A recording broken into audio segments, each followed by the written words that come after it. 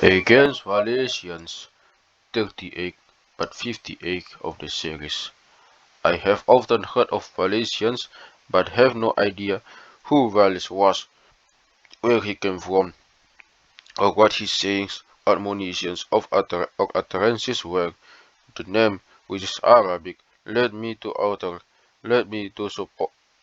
suppose that he and his sect are still existent, as I also suspect, for as I said, I cannot say this for certain, that there are some of that are that there are some at Bakata in the land of Philadelphia beyond the Jordan. The locals call them Gnostics, but they are not Gnostics. Their ideas are different. But what I have learned about them is the following. Most of them were members of the church until a certain time, when their foolishness became widely known and they were expelled from the church. All but a few are eunuchs, and they have the same beliefs about the principalities and authorities that the Scythians, Archontics, and others do.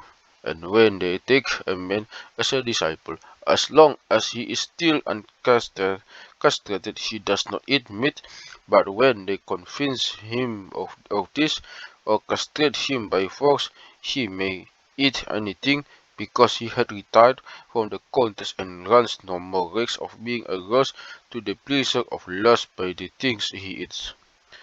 And not only do they impose this discipline on their own disciplines, it is rightly rumored that they have often made this disposition of strangers when they were passing through and accepted their hospitality. They seize them when they come inside, bind them on their backs to boats, and perform the castration by force. And this is what I have heard about them, since I know where they live, and this name is well known in those parts, and I have learned of no other name for the sect. I presume that this is it. But these people are really crazy if they mean to obey the gospel's injunction. If one of their members offend thee, cut it off from thee. It is better for thee to enter into the kingdom of heaven halt or blind, or crippled. How can anyone be maimed in the kingdom? For if the kingdom of heaven makes all things perfect, it cannot have perfection in it. And since the resurrection is a resurrection of body, all the members will be raised, and not one of them be left behind.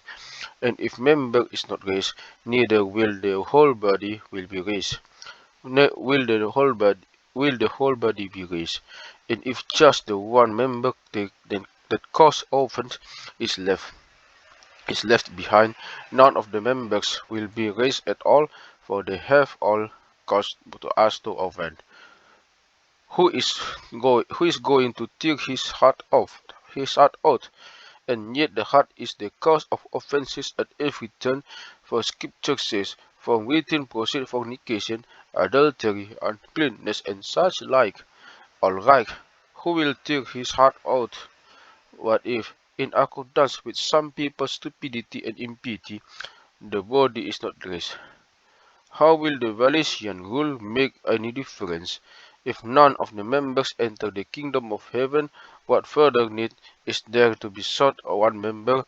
Then the others do not accomplish this. But if the body is raised and it is, how can there still be bodily mutilation in the kingdom of heaven?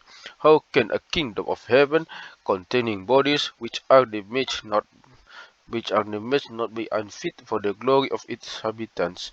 For if the offending member must be cut off at all, then it has been cut off and not sinned.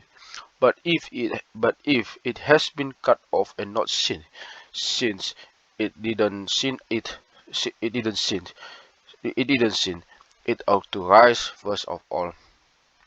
But by their audacity in the performing this this act, they have set themselves apart and made themselves different from everyone.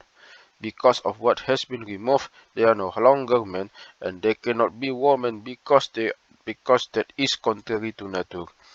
Besides, the name of the contest, crown, and prize has already been given, and these people will not appear in any of three categories of eunuch the Lord has mentioned. He says, there are some eunuchs which were so born from their mother's womb. Those eunuchs are not responsible for their condition and certainly have no sin, because they were born that way. On the other hand, there is nothing to their credit either, since they cannot do anything like that, I mean anything sexual, because they lack the divinely created organs of generation. But neither can they have in the kingdom of heaven as the reward for being eunuchs. They have no experience of the contest, even though they have experienced desires, since they lack the ability to do what should not be done. Neither do they have a reward for doing it. They haven't done the thing, not because they didn't want to, but they didn't want to, but because they couldn't. This the way of the first type of eunuch the Lord mentions, the one that is born of the one that is born a eunuch. Because of their operation, the Valesians cannot be any of these, and there are and these are eunuchs, the Saviour says, which were made eunuchs of men. Valesians are none of this either. They, the eunuchs who are made eunuchs of men, are in the service of kingdom of a king or ruler. For jealousy and suspicion of the wives, so some barbarian kings or despots take boys when they are only children and make eunuchs of them, so that they can be entrusted with their wives, as I said, when they are grown. And this has been the usual reason for these eunuchs. I imagine that this is the origin of the term eunuchs. Eunuch. The eunuch can be well disposed eunuchs, because his members has been removed. With his organs removed, he cannot have sexual relations. So this another category of eunuch, the kind that is taken in childhood and made eunuchs by men, but not for the kingdom of heaven's sake.